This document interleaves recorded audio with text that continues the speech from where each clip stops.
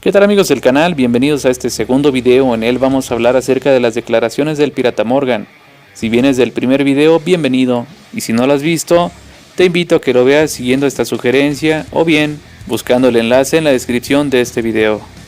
En el anterior video mencionábamos cómo el escorpión dorado manipuló con gran facilidad al Pirata Morgan, haciéndole una pregunta concreta, y esa pregunta era si es cierto que en la lucha libre está arreglado quién va a perder o quién va a ganar un encuentro.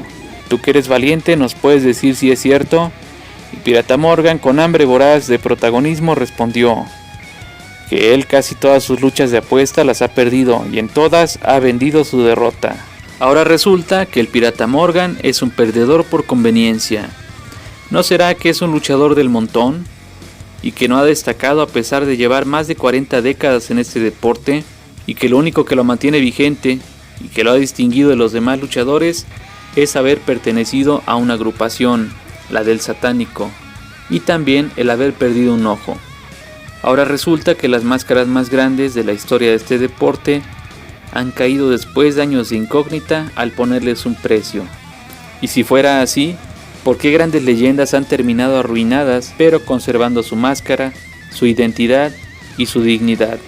¿Y por qué los luchadores han ofrendado su vida a este deporte tratando de colocar en el gusto de la afición un personaje, una máscara, una imagen, y han terminado sus días precisamente con su máscara?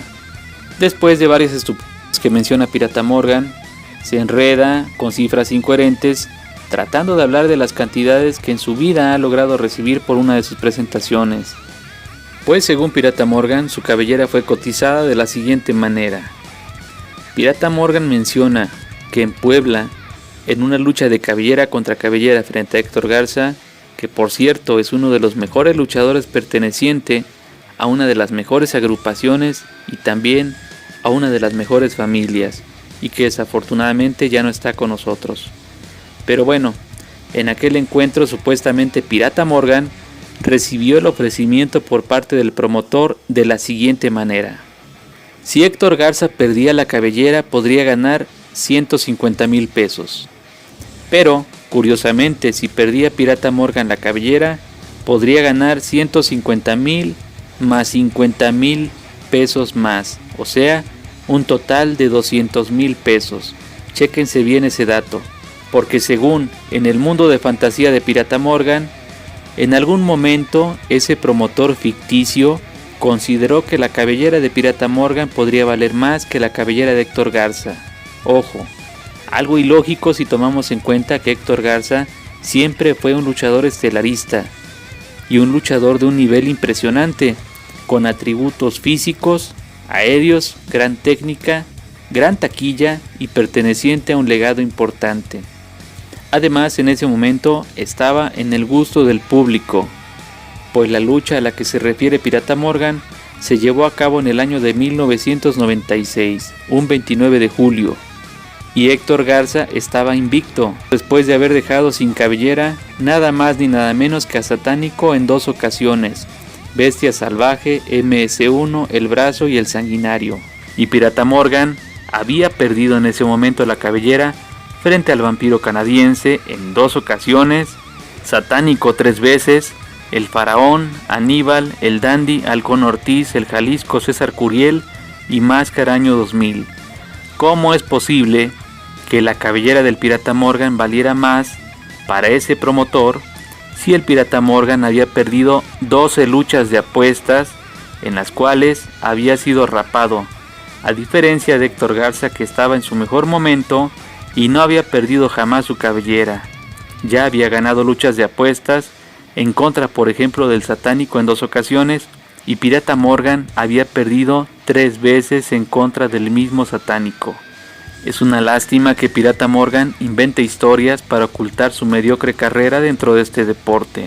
Después de las penosas declaraciones de Pirata Morgan, quiere componer su error diciendo que él pretendía ganar la cabellera y que en más de 2 ocasiones lo sometió al conteo de las espaldas planas.